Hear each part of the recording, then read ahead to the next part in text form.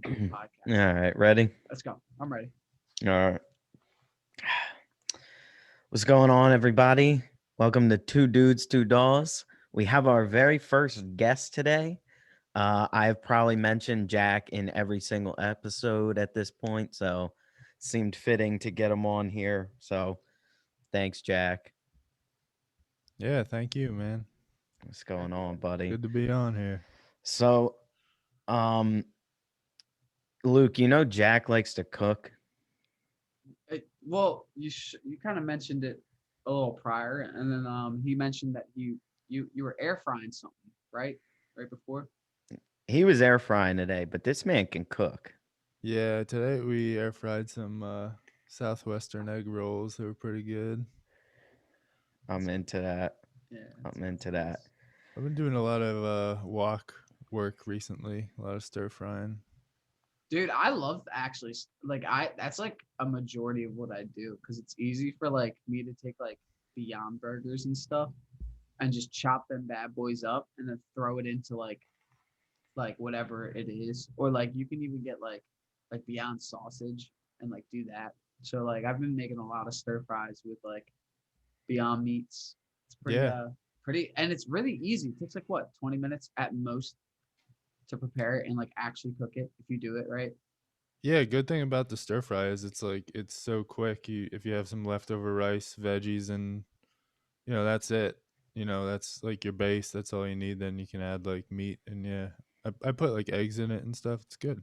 Yeah, I love that. I love throwing the eggs in there. I love Hmm. that. I never cooked a day in my life, and then I got, I moved out and got real poor, because rent. And I learned that it's way cheaper to buy a bunch of ingredients that will make three meals compared to buying like those dollar like quick easy meals, because Hmm. like it's one thing for $1, but you could spend $6 and make like eight things. You know what I mean? So Yeah, no matter how quick and easy they say they are, it's always like quicker and easier just to have a pantry of groceries. Yeah. oh yeah, yeah. So today I opened up my fucking pantry, and it was like the first time it like clicked. I was like, I'm an adult.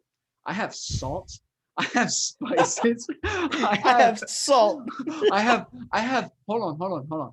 I have a thing to hold my sugar because I make coffee and use sugar. I have a thing to hold my sugar. I've realized, like, I was looking at this, I was like, I got like an adult pantry. And then like I look in my fridge and I'm like, I bought myself eggs because I know I'm gonna eat some eggs probably tomorrow. Um, I still can't taste shit, so it's like fucking worthless. Like I keep, Still? yeah, yeah, Damn. yeah. I mean, like I have a okay, so like there's like certain things, certain okay, ready? So I can taste Dijon mustard, specifically Dijon mustard. I can taste spicy stuff. Like if I have like hot sauce, anything like that, I can taste that. Um I can taste my smoothies, but it's not really like a taste. It's like a mixture of like sweetness. You know what I mean? But I like can taste the sweet. It's weird. And the only thing that I could smell, I can start to smell things recently. Like I kind of smell my incense, but the only thing I could smell before was when my roommate would smoke a blunt, and I couldn't smell the weed. I could only smell the blunt, like the actual tobacco wrap, and that was the only thing I could smell throughout, like me losing my That's sense of pretty smell. on brand, Luke, I gotta say. Isn't that? isn't that? Isn't that? I lose my sense of smell for everything, for literally everything, but I can smell blunts. Sounds about right. And I Oh smoked the my blunt right god. before this, and I could smell the blunt. That's Um, crazy though. How long's it been now? 12, 13, 12 days. Damn. They say it could last 14 to 6 months. That's So, crazy. and just like I'm out of work right now, and they called me, but like, okay, so the county was like, yo, man, you can go back, you can leave your house in 10 days. I decided I'm not leaving my house for 14, right? Um, so then my job calls me and they were like, "Yo, you got to come up with a negative test result." So I looked it up, and I was like, "Oh, okay, I'm not sick. I don't feel sick anymore, right?" Um, but I'm still experiencing the no taste, so that's technically a symptom. But I can't go back to work until I test negative. Makes sense. But I never uh, put two and two together that like I could be positive for like 2 weeks up to like 4 months. So I could be out of work that long. So it's kind of a weird thing right now where I'm like, and honestly, I started I made some beat packs, and big shout out to everybody out there, like literally everybody out there in the producer world who just helped me out a lot. You really have gotten me to pay my fucking rent, which is really amazing. So yeah, like today or yesterday, I just like chopped up like 83 samples, if you didn't know, Jack, and I dropped it at 12 a.m. and by fucking what, like 6 p.m. right now, I've made like $200-300. And I was That's like, awesome. I was $250 short for rent, and now I can buy rent, and now like slowly Buy rent. I can buy rent, pay rent, whatever. Buy a house. I could buy a house. Fuck it, let's do it. I'm put a mortgage down with my beats. Hopefully one day that'd be cool. But no, but yeah, shout out to Brian Funk. Shout out to Bitcoin Audio. Yeah, Bitcoin Audio. Big shout out to them. Shout out to Bitcoin, bro. I'm stacking bread right now. Yo, shout out to Bitcoin. I just dropped $30 into Bitcoin because I thought, okay, fuck it. Let me invest some money real quick. Hey man, It's $30, but like whatever. Like hopefully if they hit 40,000, then I make like what, like $100 and something dollars. Like I don't know. My math is not Yeah. that good. I don't know stocks at all. I don't know crypto at all. I'm just putting money in stocks that look right. My dad tells me to put money in this place. Jarrett goes Bitcoin. I go, okay. And I'm Yeah. I hoping just for the asked best. Jarrett. Yeah, I just asked Jarrett and Tom what stocks to Dude, it's to smart. invest It's into. smart. It is so fucking smart. I thought it was so dumb for the longest time, but my dad bought me stocks for Christmas. Like big shout out because he literally bought an investment like that. I didn't think about it like that, but like so my stocks were like $45 each. Two stocks, it was $90. That was last month. That he bought it. It by now right now it already went up. It's $130 a stock, or it's not $130 a Share. stock. It's $60 a share now. Sorry, $60 a share. So I have like $130 or $120 in stock, which is like crazy. Yeah, it's sick. And that's in That's 1 awesome. month. It went up like, what is that, like $15? Like it's Yeah. not a lot, but that's like, I think that's a lot, right? Well, I mean, Jerry? yeah, it can be. I mean, it was pretty quick. So just Yeah, look but at your percents, bro. I don't know that, dude. I barely understood. The only reason I understand fractions is because of music. Math didn't teach me shit. I don't know percents worth shit, bro. I was trying to do math earlier about like, because I was trying to do that, and I'm sitting here like doing it, and I'm like, I don't know What do you trade on? Do you trade on Robinhood? stockpile. Oh, okay. I'm not familiar with it, but I trade on Robinhood and sometimes TD. Although I get burned on TD all Yeah, the because time. they're I don't probably know what it fucking is. robbing you. They have Mm. the biggest track record of robbing their clients and customers. What? They're you know the coin machines? TD Bank. I'm talking about TD Ameritrade, bro. This is a whole different thing. Not bank. Yeah, I was gonna say, is that the bank or is that something different? Yeah, no, I mean it is partnered with TD Bank. Okay, but so it's, then that's why don't do it, bro. I'm telling you, bro, they were stealing people's money from the coin machines. That's how greedy they were. Literally, I I'm telling understand. I understand. But fuck bro, big banks. we're talking about TD Ameritrade. We're talking about a bank partnering a stock. What I'm trying to, I don't even know, like a stock company or whatever that is. Like, I don't know, bro. If they charge you $30 just to like swipe your fucking card to check if you have money, like Like I don't. Bro, do you have TD? Fuck no, because I have a better bank. I use online banks like a smart man up here. I pay $0 for everything that I do online. Chime.com, sponsor us, please. Oh my Chime, god. dude. My coworkers told me about Chime. Yo, do you want to make me $50? Oh, if I make an account and hook up my bank account, you Yeah, get bro. $50. Hell yeah. What do I get? And you do too. $50? Yes, if you sign up. If I send it to you, you get 50, I get 50. If I send it to Jack, he gets 50, I get 50. Bro, we're all making money here. Can we just like sign up and never use it? Yeah. Oh, wait, Alright. no, you got to have your direct deposit in there. I'm sorry, there's a catch, boys. We gotta have at least 80,000 in there by Tuesday. That's the catch. Yeah. Dude, listen. I'm not saying it's not a pyramid scheme, but what I'm saying is we all can make money and I'm the guy at the top. And then it's us two, And me and then Jarrett, and then yeah. there's like 3 guys under us. Dude, is my This kinda bank works out. creating a pyramid scheme? Listen, man. I'm for it.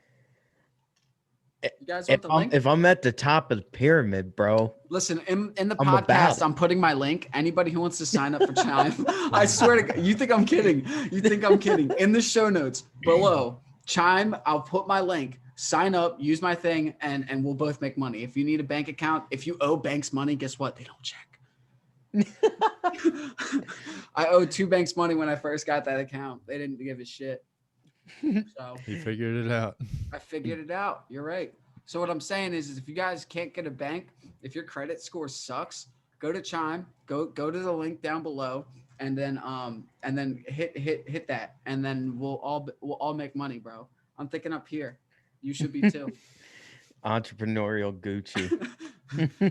Always. Jarrett, I'm dead serious putting that in our show links. I'm sorry. I don't do your thing, bro. All right, cool. I mean, this is like I basically run all the fucking sending out shit. So. yeah, man. I don't care what you do. Where I love it. So besides all this banking and cooking stuff, my main question, right? My main question for you is why did you stop working in a studio? Good question. Yeah, I'm hitting it with a hot topic right away.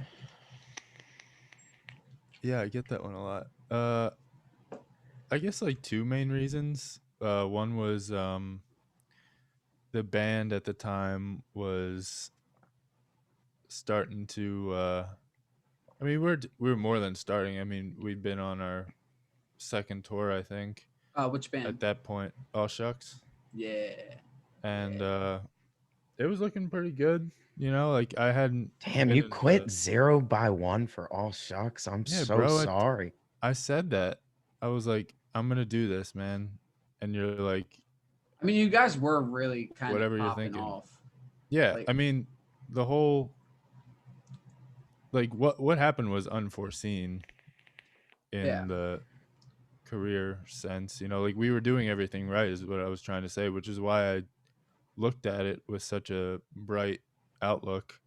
So that was like one of the reasons, you know. And the other main one was that after like 2 years of working there, mostly for no pay, like he'd throw me some jobs here and there, like some vocal tuning jobs, but after like almost 2 years of being there, he could only offer me like 10 hours a week as like a consistent thing, and it would be kind of sporadic. Like those hours would be kind of sporadic throughout the week. Therefore I couldn't really have any other type of income, because any type of like official, I couldn't work somewhere else because I wouldn't be able to coordinate hours with such a sporadic schedule at the studio. Well, yeah, because you never know when you're technically gonna have like a client. Yeah, I couldn't just be like calling out of a job all the time so I can go do studio stuff. So yeah, I had a good run, but would you do it again? Thing. Yeah, definitely. I'm trying to once this whole COVID thing blows over, I'm trying to get my foot in the door at Gradwell. Oh, dude, you know what? Funny story. When I first started producing, and so stupid of me, I sent a semi-professional business email trying to get an internship there. But like I didn't even understand compression or reverb at that point. Like I didn't even understand like effects. I just knew how to throw a beat together, and that was like my portfolio. I just basically showed them a bunch of my beats, and they never responded. And I'm happy they didn't, because if they were like, yeah, dude, no, like you don't even know how to compress. Like, oh, I'm listening to your tracks. You don't use compression right. You don't use reverb right. You don't Well, use like the guys, yeah, I get that, but like the guys there are like really cool. They no, would, yeah, I Zach. know, like out of like the kindness of their hearts, they would be happy to show you all that stuff. But and like the hip hop thing was like one of the main sources of income at 0 by 1. Honestly, Mm, like was all the rappers that were coming in. They were just kind of like quick funding the money, week to dude. week operations that we could then use for like the big band projects that we'd get like once a month or whatever. But like the hip hop shit and Gradwell too, I'm sure runs off like a decent amount of hip hop projects as well as probably Blue Light. Yeah, Blue Light. I It mean, was at this point, you have to. You know what I Yeah. mean? Like it's quick. Like it's literally quick money. Like the the main thing about, and that's not bad to say. Like that's like literally what rapping. Like it. You go in, you spend like 8 hours on a session probably, right? And Our people would come in looking for like 1, 2, 3 hours yeah, and it'd be like an easy like 8 p.m. to 10 p.m. thing. We'd leave the session with $100 and we would have to do no work. We'd just set up a microphone, they'd bring a beat in. you create It a was chain. yeah. I mean, Yeah. like literally all the vocals are kind of like exactly the same. It's like you know what I mean? Like Yeah, there's squash not them, bring really, them up yeah, front. Yeah. yeah. It's not like a huge like mixing. But like here's my thing. Like adding those like special flavors to it with mixing vocals is like where I falter. That's why I haven't really thrown too many tracks out of mine where I feel like where I'm singing on them and everything is because like I want my vocal mixes to get a lot better. And Mhm. all I can really do is just bring them to the front. Like I'm still learning a lot about effects. Like I'm like we were talking about this like a couple episodes ago. I'm like just starting on even learning how to like make music. So this is all like real like new to me on everything, and that's like what the main reason for me and Jarrett even starting this podcast was like because Jarrett knows how to make music, but he's just starting to produce. I don't know how to make music at all, and I'm just starting to produce, and it's just like this cool like middle ground where we like the experienced guy talks about experienced stuff, and I just kind of talk about stuff I don't know at all and figure out if what he's saying makes sense to me. You know what I mean? Like that was Yeah. like the whole reason of this. And But it's awesome because everybody brings something new to the table, like no matter who you are. yeah, exactly. Like, cause like there's stuff that I'll like say to Jarrett, and he's like, "Oh," and then I go, "Oh, I know Yeah. something Jarrett didn't know. That's Yeah. cool." Or like, you know what I mean? Like, whatever it may be. And you both come out with like a new view on things. Yeah, it's great. Yeah. Um, but that's the main reason I even kind of was like, Jarrett, talk to Jack, because I was like, because there's a lot of stuff that like I've always like like wondered when I like hear people like I remember you were producing for All Shucks and stuff like that back then, right? Like a couple of years ago on Pro Tools, right? Yeah. And that was like the beginning of it. I feel like I fucked up those Dog, Dude, shut dude. the fuck up. that That shit sounds. No. I understand why Jack doesn't like it, but I love it. No, I've been and telling I him for think years. I think Jarrett told me something like you like a little more of a raw sound, right? Generally I like more of like a naturalistic type deal. Yeah, and that All Shucks shit's more kind of like not like overly mixed, but it's like mixed. Mm-hmm. Yeah. That just being at the studio, mixing through those speakers, like I'd say I'm a better mixer than I was then, but still, just being in front of a proper pair of monitors, like it really makes all the difference in the world. Oh I don't yeah. hate it as much as I used to. Like I'm definitely coming to terms with it, but it was a good learning experience, and it was fun. So Yeah. And Where did you mix it? what? The All Shucks. 0x1. Okay, that's what I thought. Yeah. But you think it you would have done better if you didn't mix it there? No, I'm saying like being when I'm like looking back to when we mixed it, like being in front of those speakers in like a well-treated room, like really, regardless of how bad I was at mixing at the time, I can still hear it now and be like, okay, yeah, that makes sense, and that sounds sort of like what I would have wanted to go for Right, back at that time period. right. I was gonna ask as well. I don't actually know this, but like before 0x1 and everything, like how'd you get into it? Did you start digital or did you start on 4 tracks? No, I started in like recording myself, like overdubbing in like 7th grade on a DAW called Mixcraft. Oh, fucking Mixcraft, baby. Let's go. Yeah, bro, and I used my USB Rock Band microphone, yo, which fuck worked. yes. I did the same thing on FL Studio when I was 13. I did the Yeah, same exact thing. It works. it It works. works. And it doesn't even, you know what's funny? If I had that same microphone, Jarrett knows himself that I would be fucking using that instead of my AT 2020. Even though my AT 2020 isn't the best mic out there, it's a nice mic, but I would prefer. I literally enjoyed making a shitty mix with my uh, Apple headphones, and like I know every producer out there is probably just like, this is terrible, but I love it. I think it's so great. It's just Luke Yeah. made a track in the back of the van on the last Space Cadets tour with his Apple headphone mic. Oh yeah, yeah, Yeah. I yeah. think yeah, I remember you telling me that. I don't know if I ever got to hear it.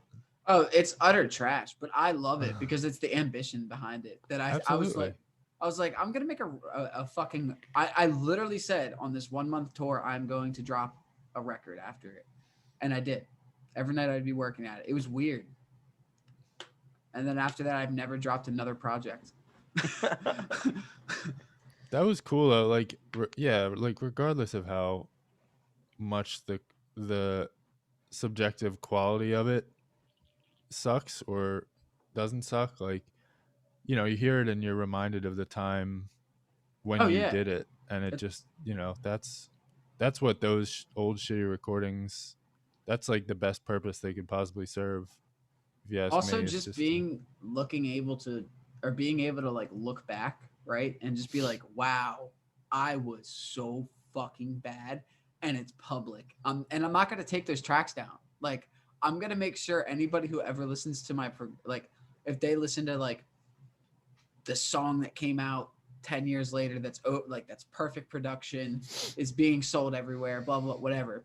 I want somebody to go back and be like, this is what he started with, like, because I want people, like, my whole goal is like kind of just like in life is like to lead it by example of the mistakes that I've made. You know what I mean?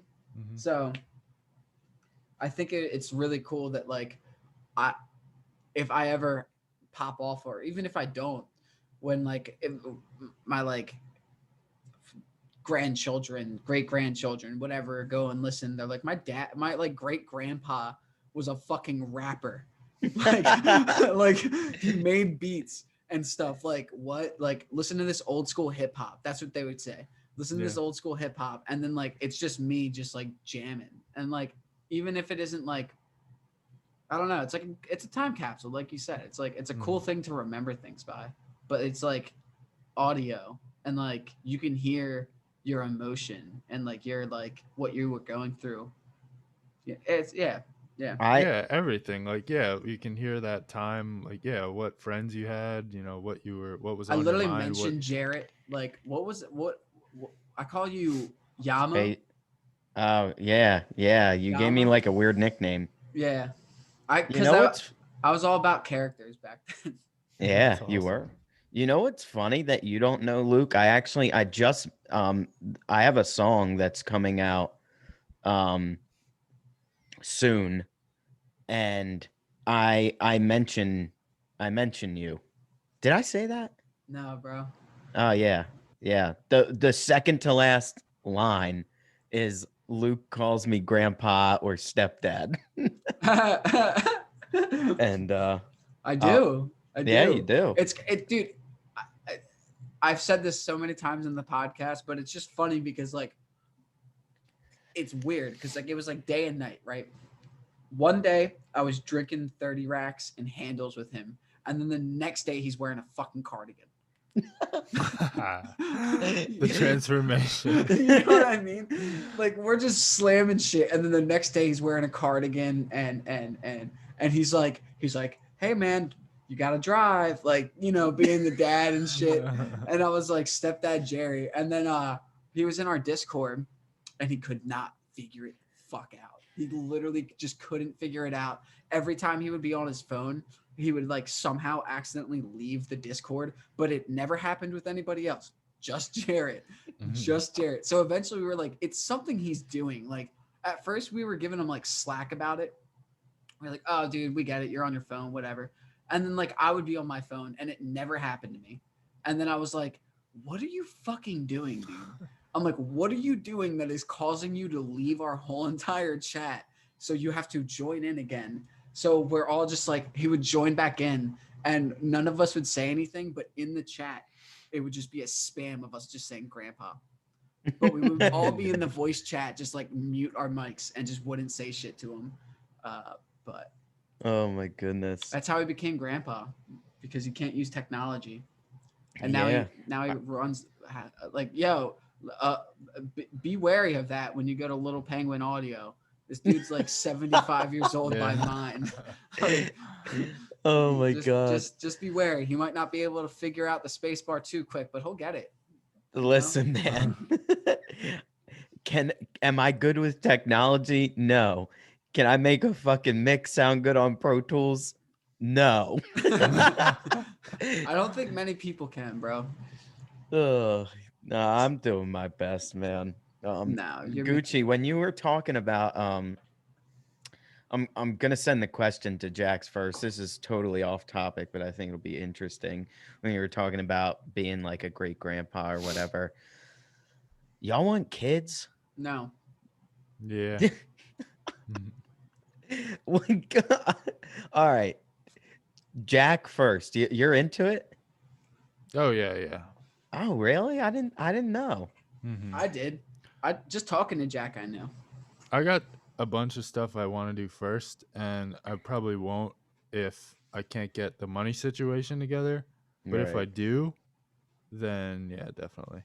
See, that's the one great fucking thing about our generation.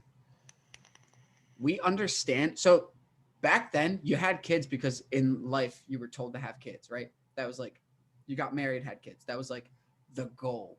If you were like a man, you went to the military or you went to college. If you were a woman, like that was like the past shit. Now, like all of us are like, wait, it costs how much to raise a kid? $100,000. Okay. Right. Okay. So I can't be like, I only make like 20K. Like I can't make 20K and then have a kid. Like, fuck that. Like, no, that would be a terrible idea. So that's the great thing about our generation that we're like, no, like there's people like, like Jack and many people out there want to have kids. I mean, like, I want to have a kid, but I just know I probably will just be a selfish piece of shit. So it's probably smarter for me not to have a kid. But like that's the thing that I'm saying is just like we kind of realized the magnitude of bringing a human being into this world. Like back then, like we were just trying to populate the earth. It felt like we were just like flood the earth. Let's get as many of them out here. Crank them out, baby. Yeah, crank them out. But I think I would be a good dad uh, if I don't start drinking again. I think I'd be a great dad. I don't know if I actually want kids. I feel like if I have a kid, it's gonna be like an accident. That's how I feel, dude. It's gonna be like, all right, bro, like we're just gonna roll with this shit. What's up, little man? You know? No, literally, that's how I feel. Like, I'll be cool as a dad up until they turn like 14, and then I'll probably do what my dad did and just like fuck off. You know. All right. Jack, I wanted to ask you, like, okay, so we you started on Mixcraft, then what? Oh, okay. Like, what was the progression? You know? Yeah, Mixcraft, like 4 or whatever. It was like 2008, probably. That's crazy. And then from Mixcraft, I guess it was. I guess I used GarageBand for a sec and Logic for a sec. And this is probably like 2014. I get Right. Logic right when I'm getting ready to go into freshman year of college. I get my Mac and I rock GarageBand for a little while. I get Logic, and then I take the Pro Tools class, and I just buy Pro Tools because I'm at that point. I'm like, I'm in this, you know. Oh, you pulled a me with Ableton. I did the same thing. I was an FL Studio user for like a year, and then I watched one tutorial. I swear to fucking God, I watched one tutorial. I borrowed it for a week, and then I dropped it like $1,000, and just like was like, fuck it, boom. Was it $1,000? Yeah, like Damn. 986. Wow. Well, you get like so you get a lot, dude. You get a lot, like so much stuff that I still haven't even like dove into it. I just found out it's a video editor as well. Oh yeah. Yeah, so like you get so many things. You get this thing called Max for Live, which is like Ableton will make like instruments that it's just this weird form of like VST that nobody else can use. It's strictly Ableton VST basically. I really don't know how to explain it. I'm still learning about it, but and it does some crazy things. I can connect my Ableton, right? We have this thing called a link, and you hit link, and it connects both my Ableton and then somebody else's Ableton. So like if they're creating something, their metronome, like their project is in sync with mine. So when I hit play, their DAW will also play. So like that's made for like people who like do DJ sets and they need 2 laptops. What a concept, huh, Jarrett? If only we could figure our shit out with Pro Tools. Listen, no.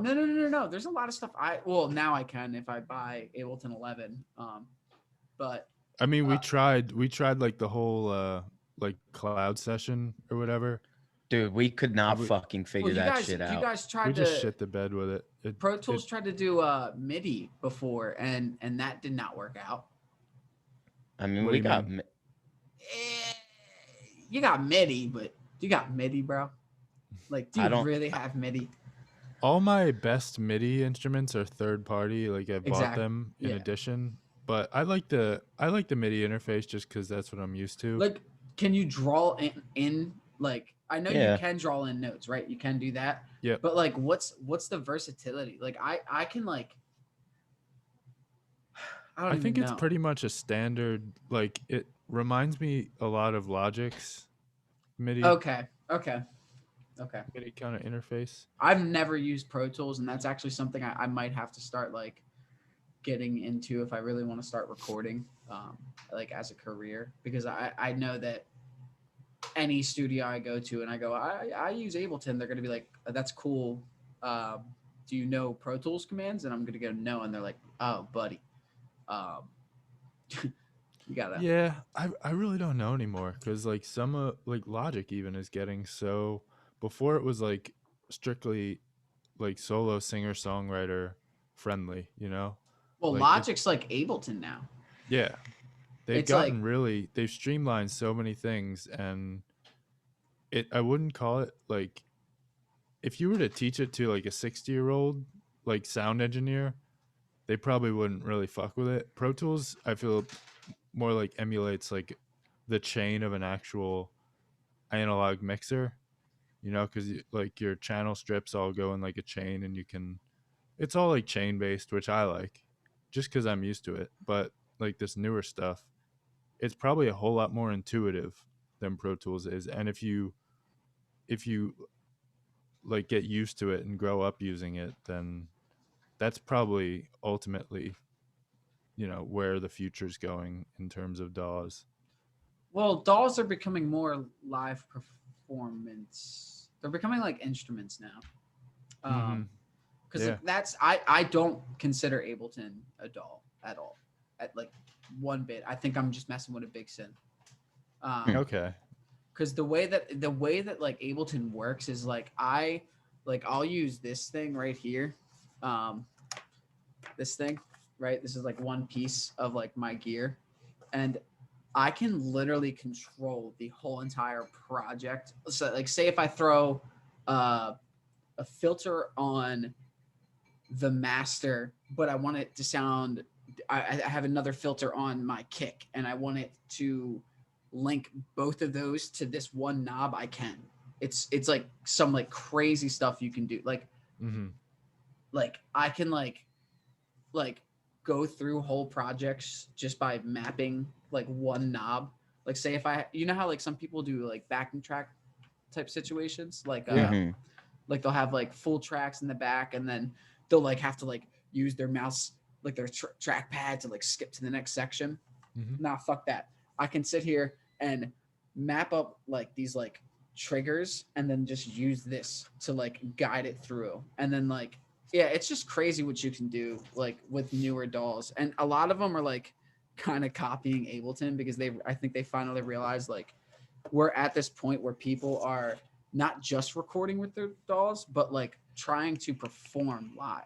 Mm-hmm. And Ableton was the only one to do that literally up until this year. Logic is now the second program that, well, I guess Studio One, and like if you, the crazy people who use fucking Serato, like the Serato doll, if you consider that like in the categories of like these new live performance dolls, but there's only really like 3 of them. And that's why I got Ableton, was because I didn't want to record, I wanted to perform.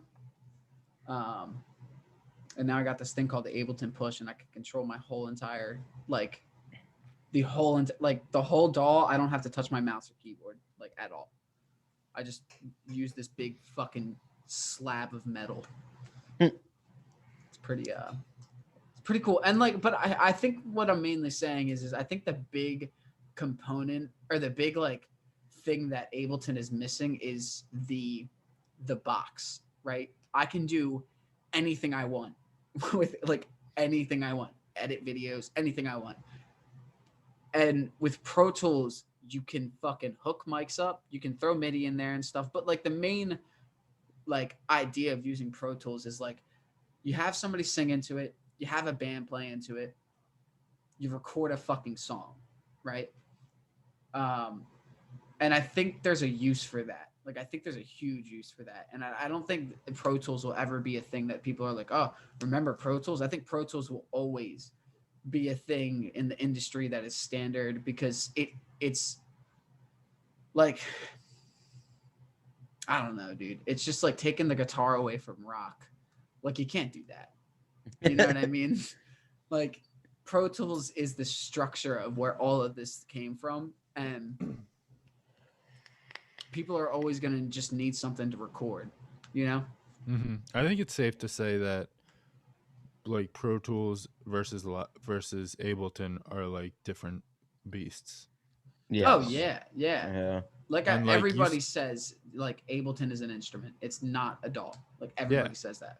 like I had no idea. I thought it was just like, I thought it was more like Logic, just a differently layered out like kind of recording space, sort of like how because Pro Tools and Logic are somewhat similar, but after hearing you describe it, like maybe I should see what Ableton's about, because it seems like that's a whole nother, it's Yeah. got a whole nother dimension to it. Yeah. So the thing with Ableton is like you create chains, right? Like you're really good with chains, I'm assuming, since you do like a lot of like I I don't even know what to call it. Original mixing, right? You do like the old like the structured what people do as producers, right? Um if you're good with chains and buses, you literally will kill Ableton because that's all it is. That's all it is. Chains, buses. And then with that, you have this thing called session mode, which is like you throw your loops in there or your chains, and that's like a loop bus, if that makes sense to you. Like it's like When a you say bus. when you say chains, you're referring to like plug-in chains, like So like yeah, like compressor, like EQs, adding like, filter, like stuff like that. Like yeah, mhm. like chains like that. But like the Okay. cool thing is like these chains can control everything.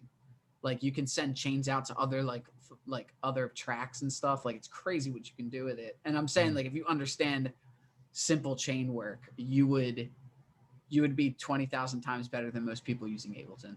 Like it's because that's all it is like creating these chains that modulate the song, like the song in a sense. That's the point of Ableton. And what I gather from how people use Ableton is like we're gonna create these things.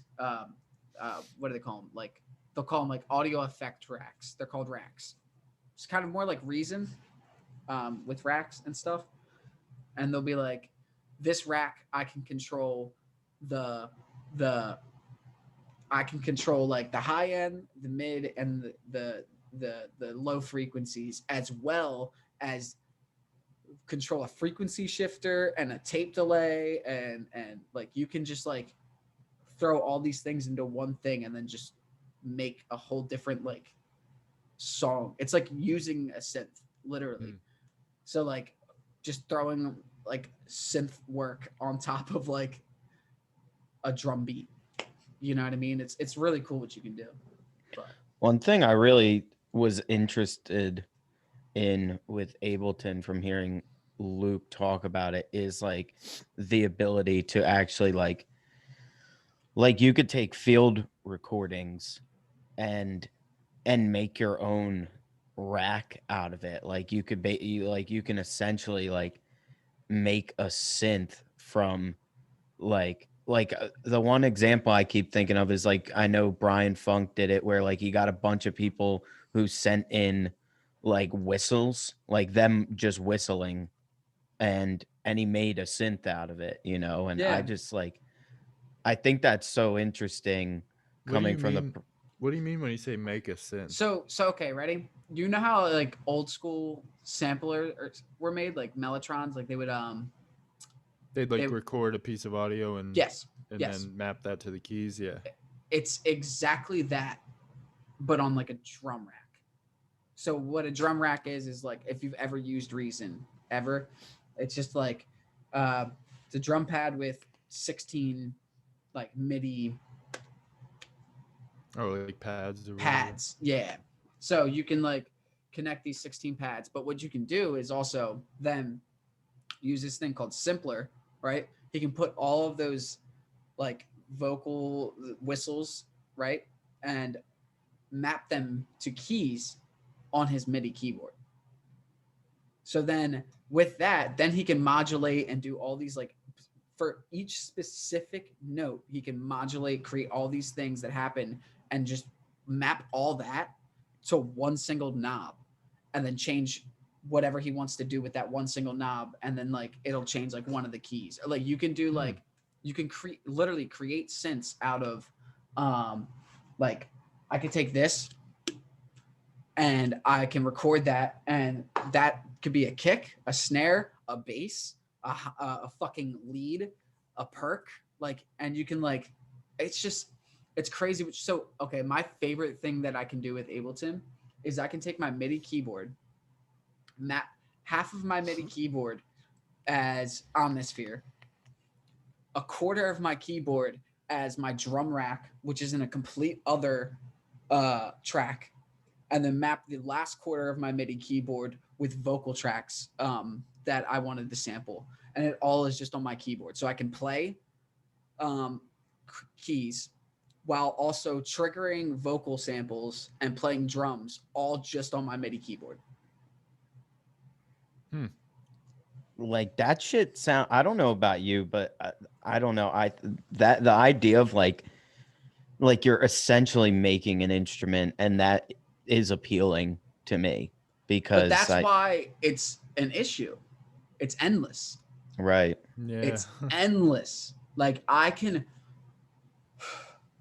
scream into my mic, overly compress it, then it'll give me some like frequency, and then I'll record that frequency, throw it into my simpler, and then I can elongate using my warp mode. So then now it's like this really long synth tone. So then now it's a sine wave.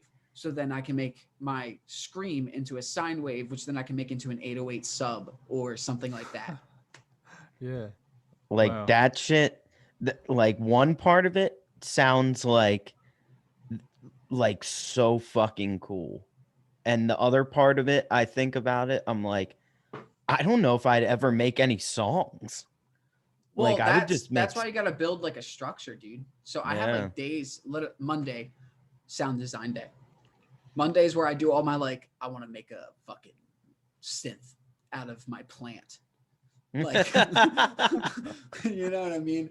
I wanna open my jar of weed and sample the scent, you know, type shit like that. Like, but like, you gotta really, and that's the cool thing about Ableton is like, cause like, you start leaving musician and start becoming like a scientist in a sense.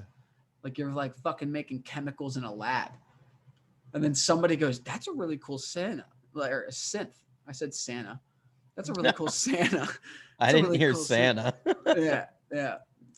But it's really cool. But I want to learn Pro Tools after this long tangent. I want to learn Pro Tools because I think I need to learn the box. So I know because in Ableton 11, they took like you guys can comp, right? Like while you're Yeah. recording, you can sit here and like chop and like get rid of stuff. Like say if you're recording a whole drum kit and you didn't like that one kick or that one snare, you can go and find it real quick, chop it out while recording still, right? Not while recording, but While playing back. while in the middle of takes. Yeah. It's easily done while in the middle of a session. Okay, so Comping is very user friendly. So I guess the new thing with Ableton, maybe Ableton is now just saying, fuck Pro Tools, we're going to do you better. So while I'm recording, I can like chop out, like if I didn't like the take at that one point and the producer man's like recording me, he could just chop it out while I'm recording still. So we don't have to hit spacebar and restart. That's That is interesting. something, yeah, that is something that Pro Tools can't do. I was actually thinking about that while recording my audio track for this. I was like, I want to go back and like hear if there's any hiss or something, but I don't want to stop the recording. Oh yeah, but I was I can't fix do that in that. post. Okay. Yeah, I fixed that. I But- just I got like I got that isotope de-esser and shit. So Okay, it should be good. It just you don't sound like you're hissing ever. You sound great. I have a hiss, if anything. Sound beautiful.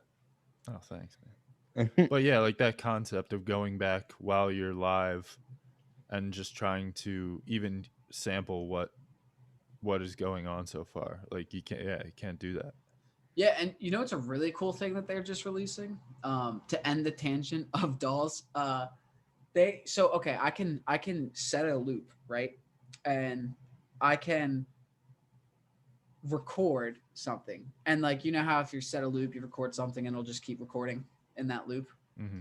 But you can now do this thing where you click sample to new track, and it'll every time you're recording a loop, it'll take that recording and drop it into a different track. So you start every time you loop, you're recording a new track. So if you didn't want to get rid of something and you still wanted it to be there, now you have all 4 of those tracks just sitting underneath, and you can just choose which take you like the best.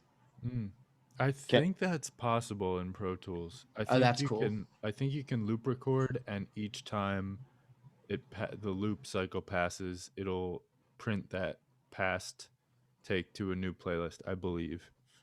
That's cool. Cause yeah, no, Ableton cannot do that. There's a lot of things with like recording. Ableton is not user friendly with. Like their arrangement mode, that's what they call I like to call it Pro Tools mode, because it's identical to Pro Tools. Mhm. But their arrangement mode is it's very user friendly, but like it's also like if all you've done is made beats using session and just loops and stuff, it's like the David and Goliath thing where it's just like it's a big thing to tackle if you've never like done like session recordings. Mhm. So that's like something I'm still experimenting with. I'm a lot better at making loops and then because like I make Boom-Bap, so I mean usually Boom-Bap is two different sample loops with a kick-ass drum kit and a rapper. So Mhm. I but wanted to ask, speaking of samples, where did you take those samples from that you put into the package? so okay. A lot of them are from records that I have sampled in the past. So I'll okay. So all right. So there'll be like a drum break, right? And with the drum break, I can in Ableton chop like it's called slice mode basically. So what I can do is I can slice that drum break in a way that I can get the kick, snare, and hi-hat separated and play them. Oh wow. Yeah, isn't that's like the coolest thing about it. So it's also like an MPC, you know what I mean? Yeah, yeah. So like the big thing, this I'm not going to show you, but I have the Ableton Push, and it's literally like the Ableton version of the MPC. Just a big like metal. It's it's not actually plugged in. I can show it on camera real quick. But yeah, so it's like a Okay. and this controls Ableton. Like I don't have to touch my keyboard or mouse at all. I can do everything with Ableton or with this right here. But basically that's how I'll do it. I'll go on this thing. I'll slice them up and then I'll like make a beat real quick and then I'll texture them. I'll like make them sound real nice. I'll chop them up to a point where like I literally say every fucking podcast because like Jarrett's like if Jarrett would his connection will fuck up, I'll be like, don't worry, bro, I'm the splice master. Like I literally like splice shit together like a fucking beast. I don't know how I'm good at it. It's probably because I don't know how to make real music, so I had to get good at stealing music. So yeah, so that's one thing. And then I got this little thing. Like I told you, I could like Jarrett was saying that you can make sample packs using just this. My the one sample pack called Rainy Days, which is free. All of that is recorded from me being in the kitchen and hitting stuff or like stuff like that. So I did that, a little bit of that, and everything that I dropped last night was all recorded yesterday, like all of it. Like I was slicing. There's like a couple kicks that I threw, a couple like things I threw in there to round the numbers up.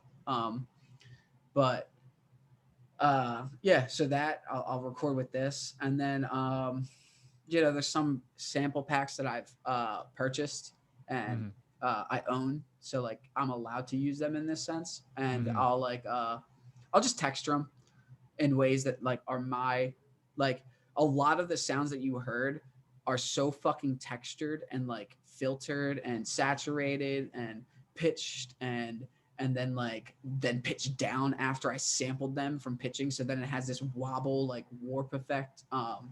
So there's a lot that I do to make it sound like, honestly, like I like to think that I've cultivated my own sound and people are just going to catch on later because it's very I like to call it dusty. It's very very very like a lot of like type sounds Yeah, yeah. and like really fucking like textured. Like I like to think that I make shitty good drums. Like they don't sound great, but they also work really good for like if you're making Boom-Bap, because the trick with like Boom-Bap is like you want to, so like say this is my like sample, right? And the tail, this is like the transient where the kick starts, right? And this is like the rest of it. I'll have the kick or the transient, whatever it is, I'll push it a few like beats, I guess. So it's actually off beat when you play it. And that creates that Jay Dilla effect. So when you play the kit, if you like when you're like playing it, you'll notice that even if you're playing on one, it's not going to be on one ever. And that's something you got to learn how to fuck with. Like that's how Jay Dilla does it. Like he adds space and shit. And Yeah. Like pushing it back or forward in the pocket enough to it'll still be cool in a loop, but it'll kind of fuck with you. It fucks with you. But I've learned it pretty Gucci COVID. That's mean. I did that like 30 minutes ago. Bro, I don't even know if I'm positive still. So you better watch your mouth. Jack, let me ask you. So you got Pro Tools when you took the college class. Mm-hmm. Did you meet Jay there at school? Yeah, he was my first semester. He was my first sound class. Okay, so then and how'd you make that happen? Like getting that 0x1 gig? Like did he ask you or did you ask him? Well, we had that class. The next semester I had this guy, Dan Sky, who was kind of insane. He got fired shortly after. Then I had Bogacki Yeah. in MIDI and sampling. And then my final semester, I had Jay again. Okay. And so he remembered me. And it was like it was like audio and recording 2 or whatever. It was like the highest, it was like the highest difficulty class in the list of program classes. Right. So it was like a little more engaging and a little more interesting. Right. And I just kind of like was asking, I was genuinely interested, so I didn't have to fake anything, you know. I was always asking questions and stuff. Right. And he he kind of just asked me. That's sick. Yeah. We like I would stay after class like a few times over the course of the semester, and he would just like stay after class. Yeah, dude. I'm sorry. He would no. He would just like tell me, like, I was genuinely interested. Like I wasn't trying to con like an internship or anything. Like, but he would just like tell me stories about like when he was like apprenticing at studios and stuff and working in the sound field in like the 90s and stuff. And he just asked me.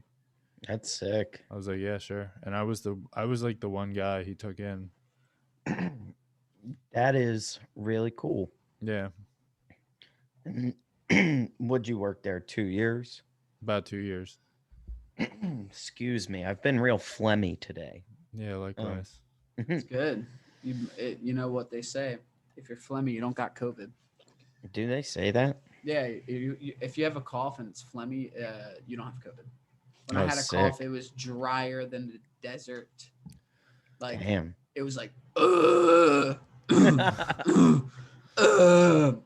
making fun of it, but people are dying out there. Wear a fucking mask. Sample. Yeah. Yeah, I'll wear a mask, or I'll sample that shit. But wear a mask, people. Wear a fucking mask. Wear a mask. Wear a mask. So you work at 0x1 for 2 years. You meet me. It all goes downhill from there. Pretty much. And then I had a question for you. This is an interesting one. I'm not asking this for anyone's any viewer's enjoyment. I'm really just curious. What is the best and worst part of making a record with me? I want to know.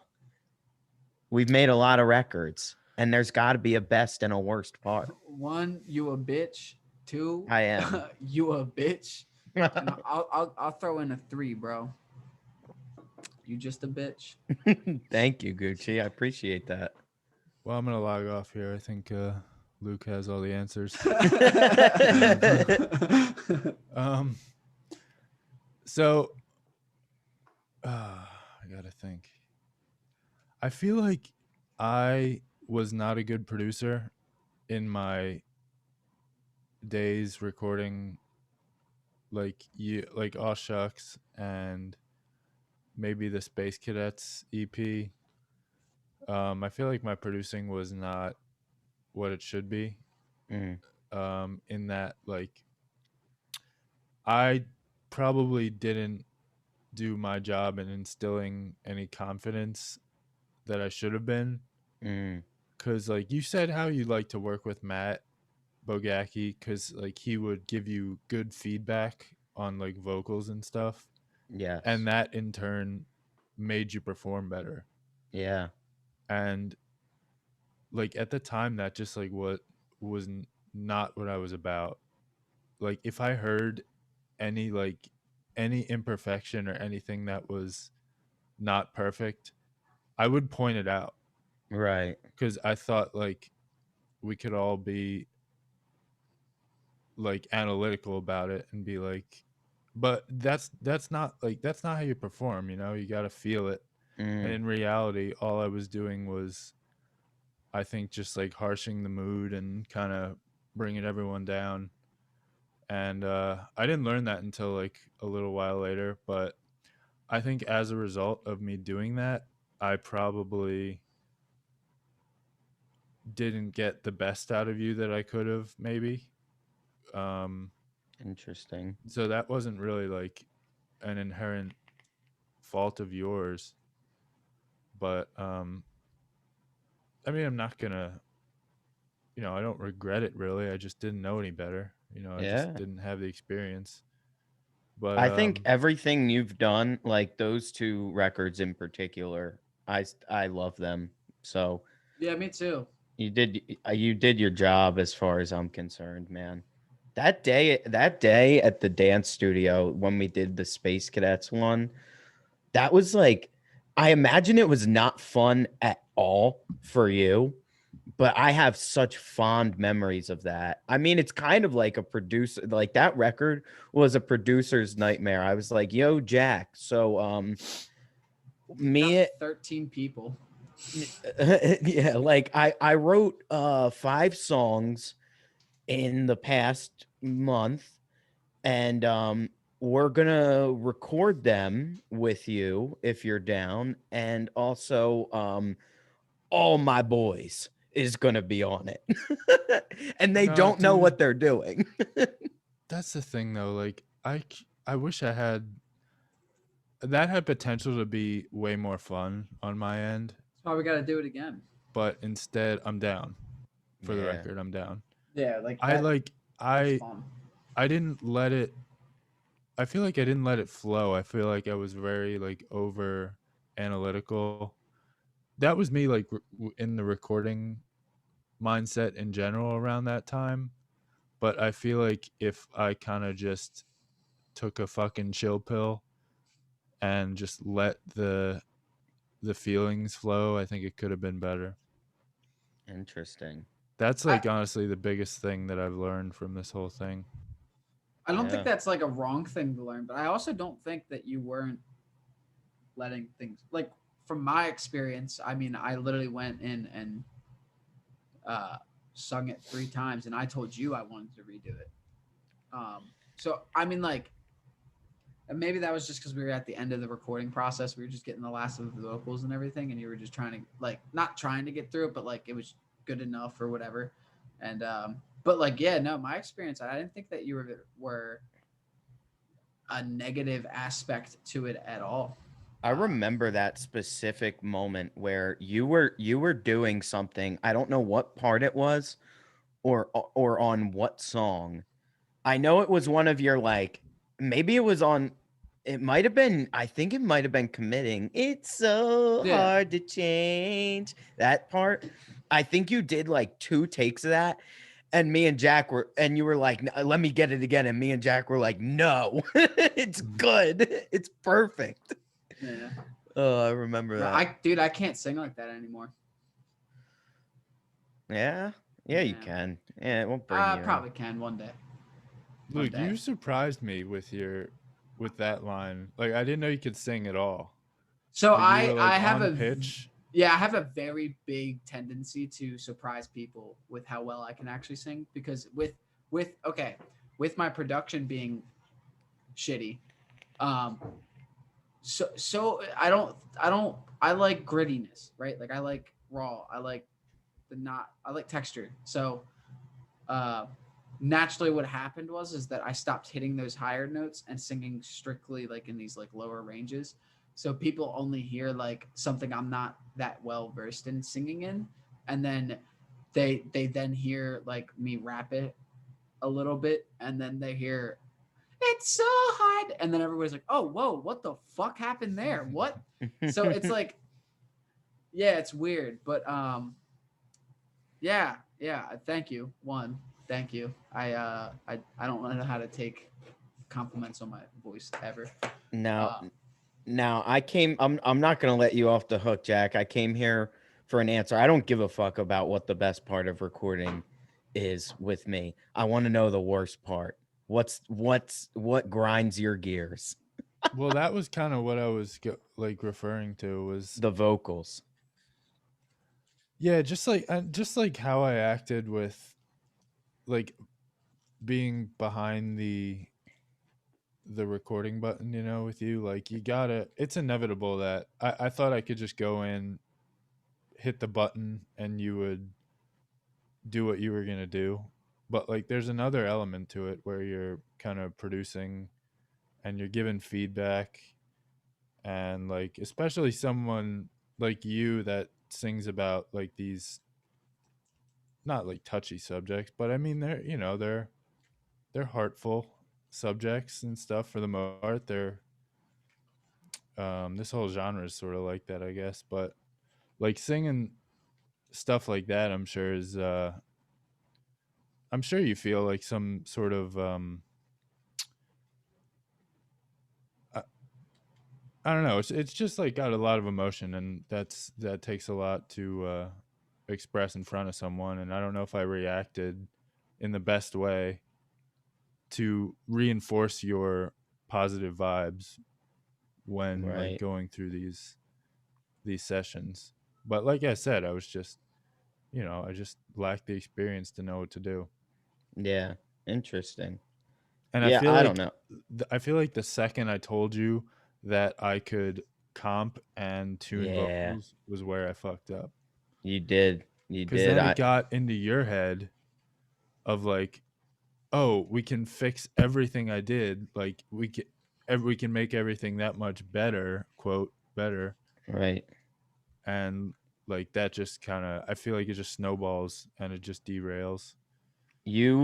That is one of you've taught me so much, but that is one of the biggest golden nuggets that I've gotten from you that I carry with me today because I've gotten burned on it. You know, I did number one, like I'll talk about it all the time on the podcast. Like I was every like producer meme, like I've been that person. I've been on both sides of it. Like I've been like, oh, like you can just fix that in post, right? You know. Yeah. every producer has been both persons. That's how they learn how not to be that one person. Yeah, right. So but one of the biggest um most vital pieces of information I learned from you is like don't let them know what you can do. Yeah.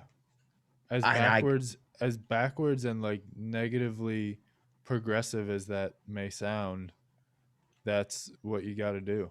dude, yeah, I mean we've talked on the phone at length about this. I've gotten like I think it was like a lack of confidence type thing when I was first starting, and I felt like I had to like not show off, but like kind of prove that I like knew my shit.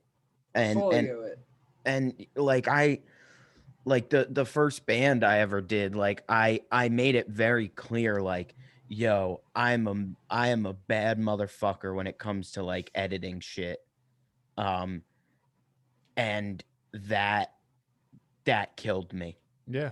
Killed And you me. think it's so fucked up because you think you're like putting it all out there and you think it's for the best intentions. I mean, it is for the best intentions, but it ends up like biting you. Mm-hmm. And it's you're trying to find like a good medium between like giving enough reinforcement to the artist to where they feel comfortable, but not letting them put too much trust in you to decide what the keepers are. And Yeah. so they feel like their input doesn't matter. Like Yeah, they dude. need to know what a good take is, and you need to know when to get enough of them. Right.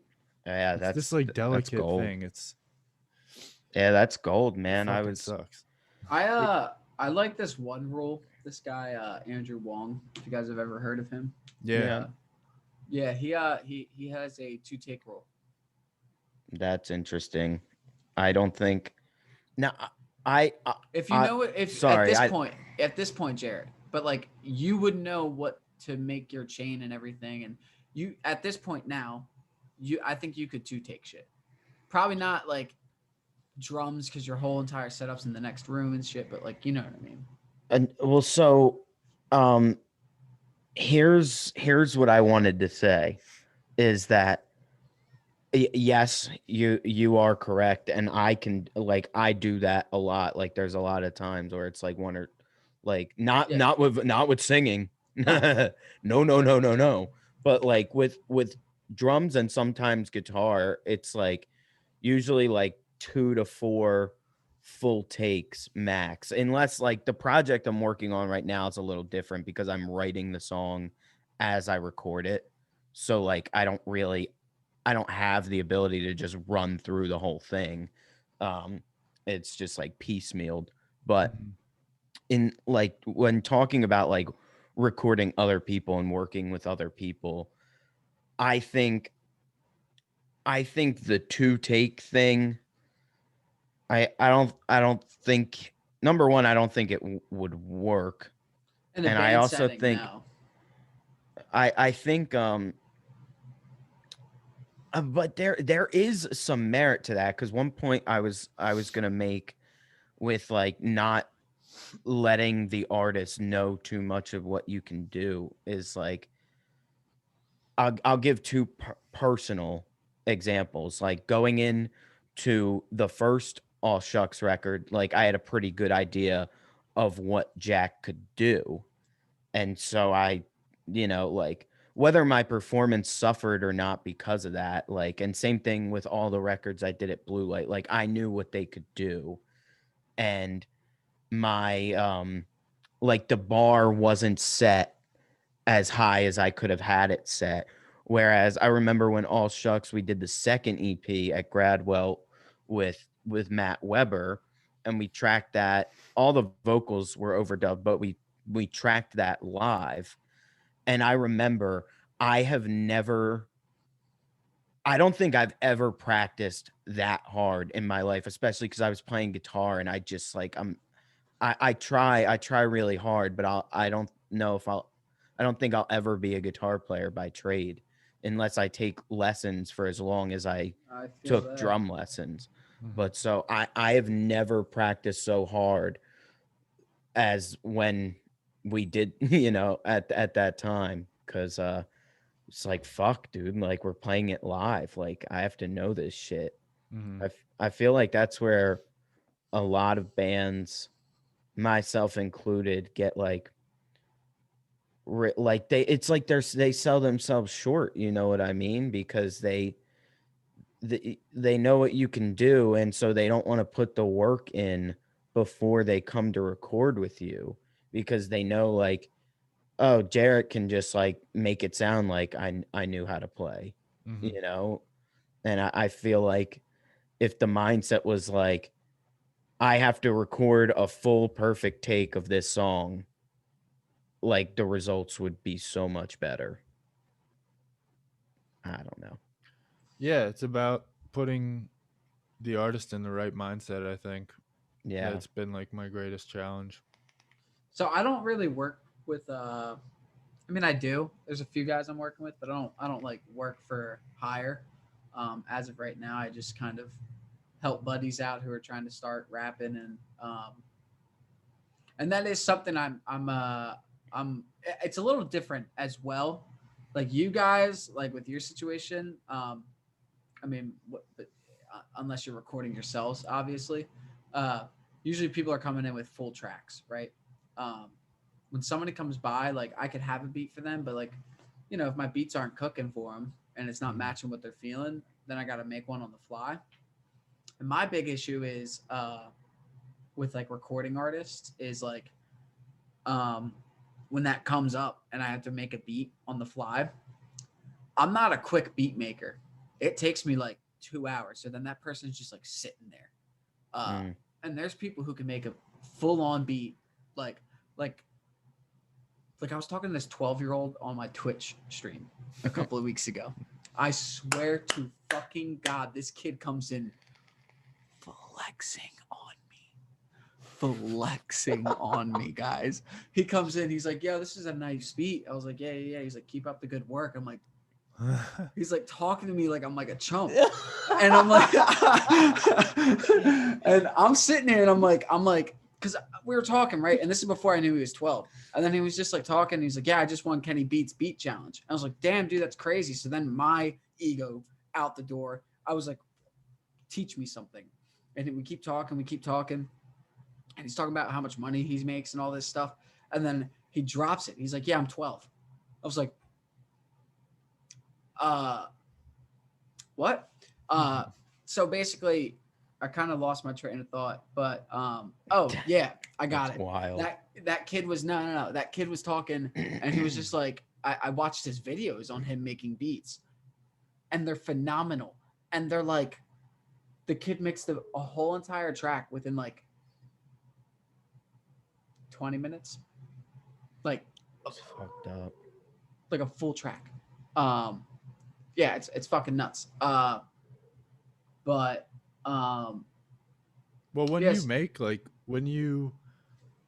you been in that situation where you make a beat on the fly? Oh, I have to almost every time because like my beats are so like personal, right? Not everybody listens to Boom-Bap. Not every rapper wants to rap on Boom-Bap. You know what I mean? Well, Some- when you're in that position, do they always like it? Do they usually like it? yeah, yeah. I normally don't, and that's my issue.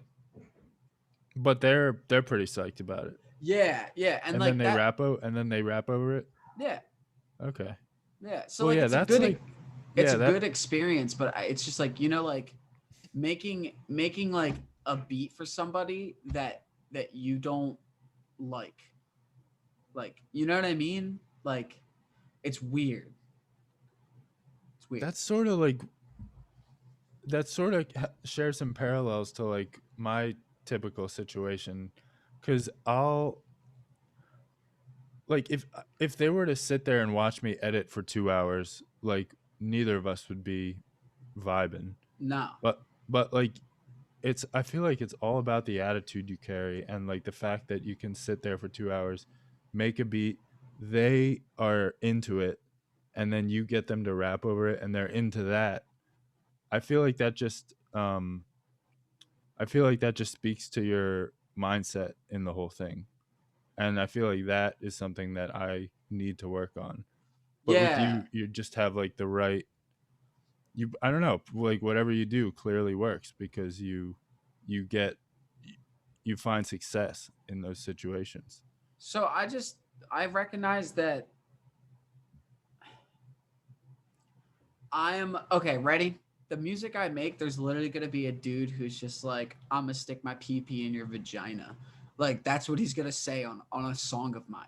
I could make the hardest fucking song, and this dude is talking about like like eating some girl's ass. You know what I mean? So it's just, I take with a big grain of salt that like I can make a song about the most spiritual shit in the world, and some dude who loves it and buys that track can be like, I'm gonna stick my pee in your vagina and make a baby.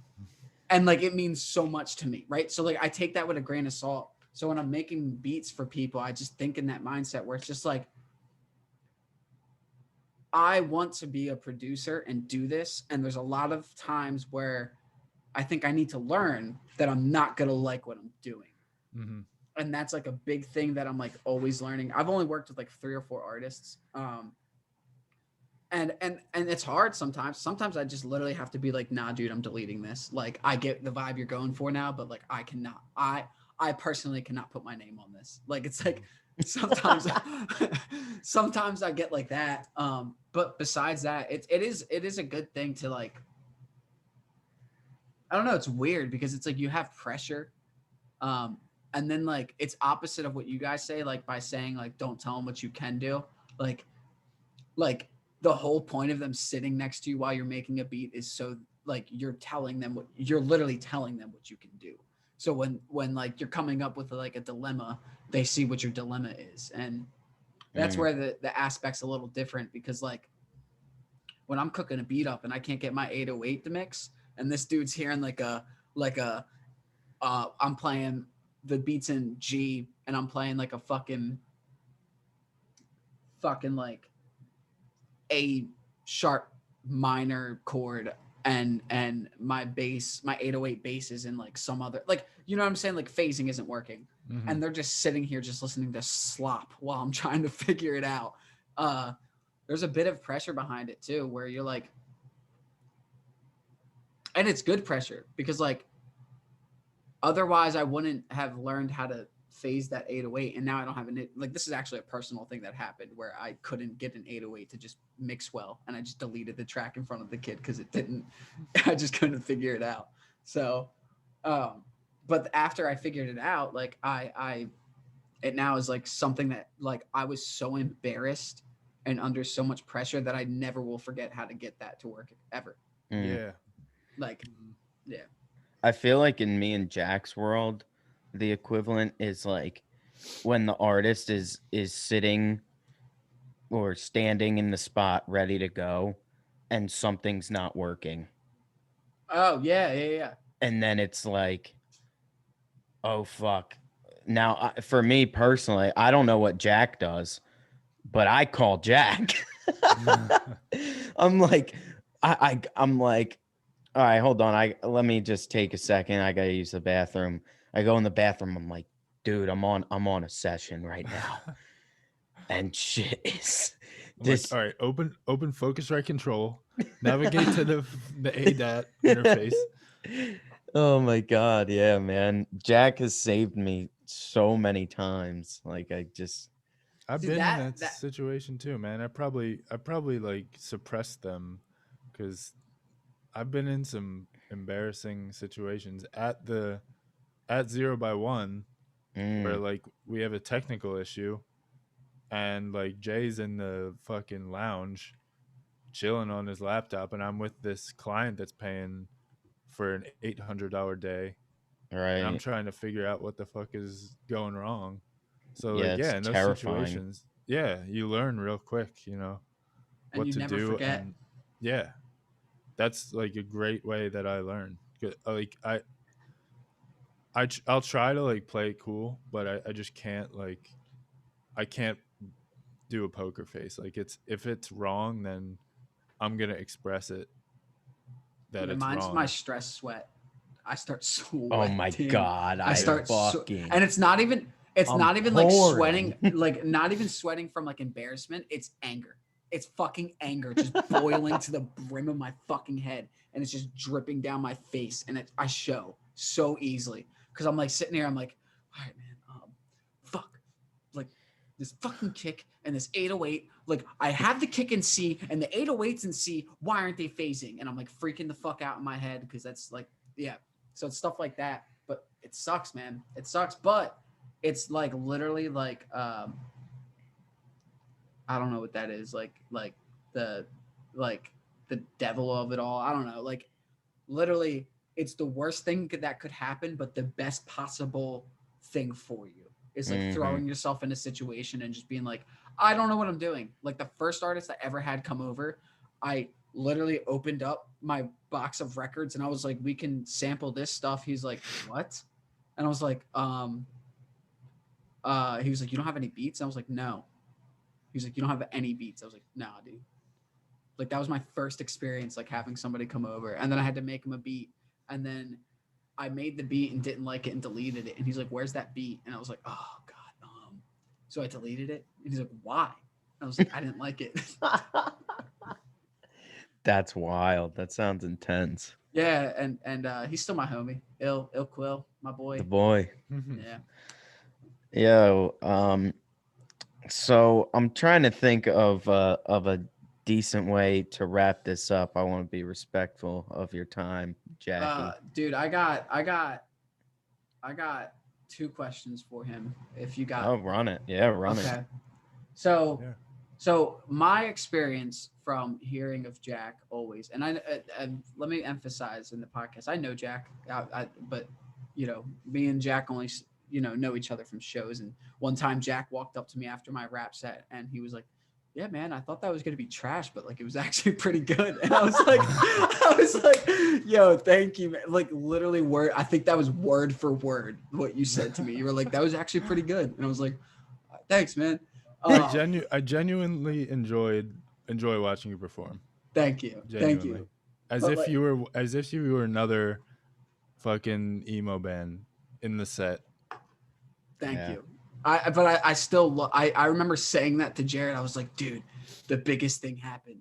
Jack told me that he thought it was gonna be trash and it wasn't. And then Jarrett just died laughing. But Because that is the most Jack thing ever, dude. I know. And I love it. That's my favorite thing about him. You were talking about you don't have a poker face. That's my favorite thing about you. Yeah. I don't have to guess. You just tell. But with that being said, Jarrett would always talk about your odd ability of having basically perfect pitch. So like explain it to me. So I can feel Jack's disappointment. I know. But hear me out. Jarrett would say it to me. So you don't have perfect pitch, right? You because like I don't think so, because when you tell me to, I think it just comes down to really good relative pitch and a good like appreciation of like theory.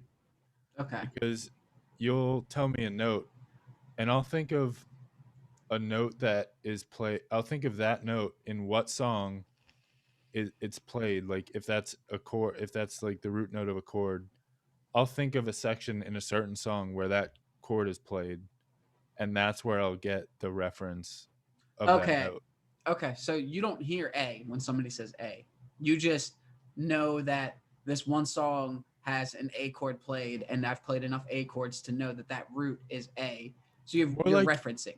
More like I've heard the song enough to remember what it sounds like. Okay. Like, not to put you on the spot, but like, okay, say someone is like Highway to Hell. Like Highway to Hell, it's banana.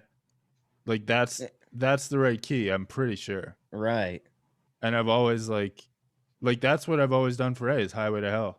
Yeah. Like, I mean, that's an A. See, that's and my thing is that I think I share that with you, Jack, but I don't know theory. So because I've never learned theory, but from the moment I was in bands, I would always be like, no, stop what you're fucking doing right now. You're playing the wrong note. Someone's playing a fucking note that's wrong. Figure it out. Because I was the singer and I didn't want to be embarrassed. So I would hear this, and to this day, I'm just starting to learn theory, but like I can literally sing perfectly the C major scale, like ba da da da da da da da. That's easy, right? Everybody knows the C major scale, but like, is that in key? Yeah. Yeah. Huh. So like Not a chance. So like I think I share that with you, but I don't have the music theory knowledge. But I think like every day that I'm learning, like I sort of hear the A minor scale because that's relative to the C major scale. So like I'm starting to learn these like other things where like I hear it now. But like ever since I was a kid, I hear one song, say it's I don't know. On this podcast, we like to bring up Ricky Martin a lot. That was my biggest inspiration as a kid. Yeah. But like Livin' La Vida Loca, I could sing every single fucking note when I was like 5 perfectly. Knew the notes like by the back of my hand. Didn't even have to play the song. Would sing like so. I've always had that, and I'm happy that that's how you explained it because I've been trying to find a way to explain it, but it's like I reference songs and I'm like, oh, this thing came from this, and that's okay. So I get it now. Like I know that Creep is in C, with that random C. By who? C, by Radiohead. It's in G, I believe.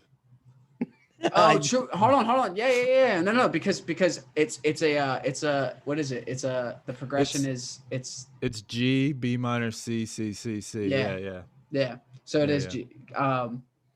I always that's where I get stumped with like because I was thinking of the progression and I knew that C was in there, so I always go. You hear that C though, yeah. You know that like that C part, yeah. I like I forget what I was gonna say, but yeah, we're basically doing the same thing.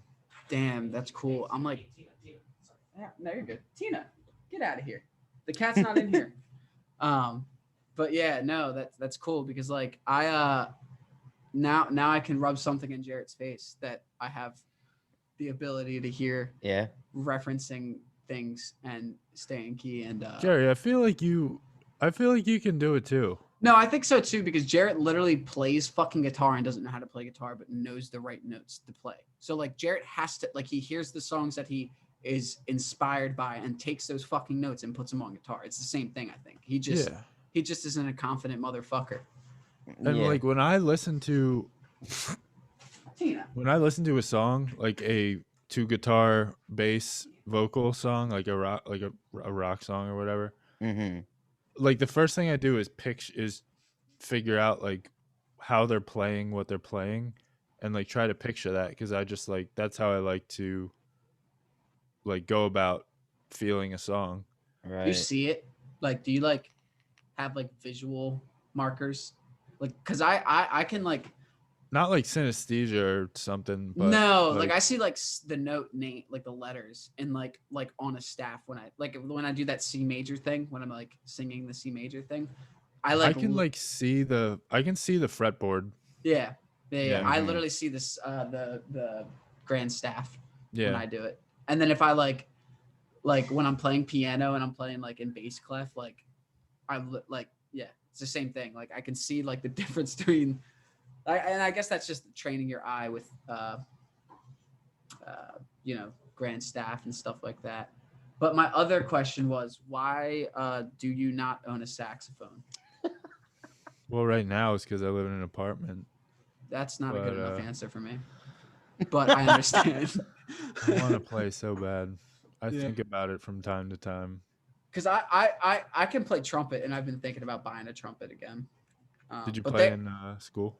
Yeah, up until 8th grade, and then I had a teacher, which I mentioned in the podcast a while ago. But she walked into the room and just because again reference like I as a kid I did the same thing, right? I knew the notes well enough without looking at the pieces of paper because I would reference these notes to other pieces of work that we've already learned from the prior year. So I didn't use my sheet music, and she walked into like my English class one day and was like, she just opens the door and is like, "You're fucking stupid," basically like screaming at me across the hall because I didn't bring my sheet music in again, and that ruined music for me. But then I joined choir. Really? Yeah, and then I joined choir, and then like my one teacher Traub ruined that for me. But yeah, that's got to be the shittiest thing for someone. I was lucky enough to have great choral and band teachers, but for somebody to for that whole experience to be ruined must be a fucking bummer. Well, Did you yeah, do choir, Jack? Yeah. Oh, I didn't know that. that makes sense. Does make sense. But yeah, it just is it's a terrible thing. And that happens actually a lot. It's sad. And especially because like the only reason those teachers will probably end up teaching poorly is because they have zero to like little funding, and they're probably stressed about how they're even going to get the sheet music to perform for their winter concerts and stuff, you know? So because like that's not cheap, dude. Like you have to buy like, I'm pretty sure like every copy that they buy is like a license to own each one of those copies. Like you don't just like the sheet music doesn't work. Like it's like buying books, right? You know, you can't just like be like, hey, I'm a school and we need sheet music. Can you sell us a book full of it? They're like, no, we're gonna sell you one piece of sheet music for $100 and something. And that's why schools like recycle their sheet music. One is, you know. Yeah, I've seen both. Yeah, for like big like ensemble pieces for bands, like you'll have a bunch of copies of the original and each are priced at like $8 a pop. Yeah. And yeah. there's like 50. And then yeah, then for like other like pep band stuff that we would do in jazz band, like at the football games, we just have photocopies, which I'm sure they'll just, you know, Fucking I'm sure illegal. everyone does. Super illegal. Yeah. Which Jack, that's the funniest thing. Like our school system would rob music just because they weren't getting paid enough.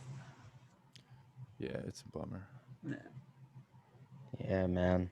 Jack, I want to thank you a whole lot for your time. Not just with this podcast, but in my life and in my endeavors. Yeah, man. Thanks for coming on. Yeah, thank you for having me. This was awesome. Hell yeah, dude. Probably definitely be back for many. Yeah, I It's hope an to be open back invite, soon. man. Yeah. Awesome. Hope to be back. Yeah, I feel like we all, you know, gelled really well on the podcast. I think it's just because we all just love music and all the shitty parts about it, and even because, you know, builds like the good parts and stuff. Hell yeah. I can But- talk about that stuff forever. Yeah, because it's just you're making mistakes until they're right, and then all you do is learn from those mistakes. Joe Rogan, you know what's fucking hilarious? I didn't say I was gonna bring him up. I didn't say it, but I'm bringing him up. God damn it. But yeah, he said this one thing where it was just basically like, hey, you're not your past self, but you made your past mistakes. All you can do is worry about today and how you can avoid those mistakes from your past. And that just alone means a lot, because it's true. It's like you fucked up, man. If you fucked up, you fucked up. You can't get rid of your fuck up. But what you can do is not fuck up again. So yeah, basically that. Hell yeah. Well, with that, Jack, thank you. Thanks everyone for listening, and we will see you another time. Yes, sir. Thank you. Take care. All right. Stop this.